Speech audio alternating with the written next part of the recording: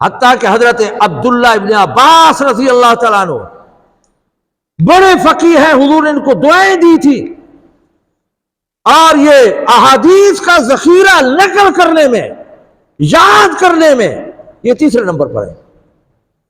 سب سے زیادہ حدیثیں نقل کرنے والے، یاد کرنے والے حضرت ابو ہریرہ رضی اللہ تعالیٰ عنہ۔ سب سے زیادہ حدیثیں نقل کرنے والے کون ہیں؟ حضرت ابو ہریرہ رضی اللہ تعالیٰ عنہ۔ علماء کی تحقیق کے مطابق 7.5 لاکھ حدیثوں کا ذخیرہ ہے، اور امام داؤد رحمۃ اللہ علیہ کو 5 لاکھ حدیثیں یاد تھی، اور حضور اکرم صلی اللہ علیہ وسلم سے نقل کرنے والے سب سے زیادہ نقل کرنے والے حضرت ابو ہریرہ ہیں، 5376 حدیثیں حضرت ابو ہریرہ رضی اللہ تعالیٰ نقل کرتے ہیں۔ دوسرے نمبر پر حضرت عبداللہ ابن عباس ہے۔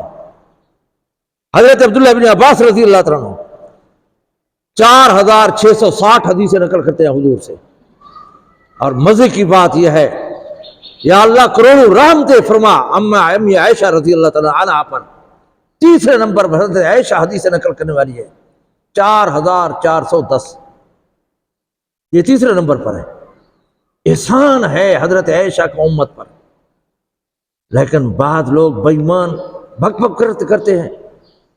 ہاں، اگر تہمت لگی تو 10 آیات سے زیادہ سورۃ نور کے اندر اس کی برات کے لیے اللہ نے نازل کر دی، اور آخر میں اللہ نے فرمایا مبرؤون مما یقولون، فرمایا یہ عائشہ اس جرم اور گناہ سے پاک ہے جو یہ بکواس کر رہے ہیں۔ مبرؤون اللہ کا قرآن ہے، مما یقولون۔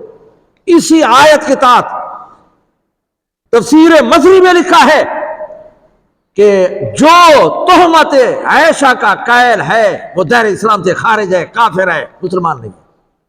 تفسیر مصری والے نے لکھا ہے۔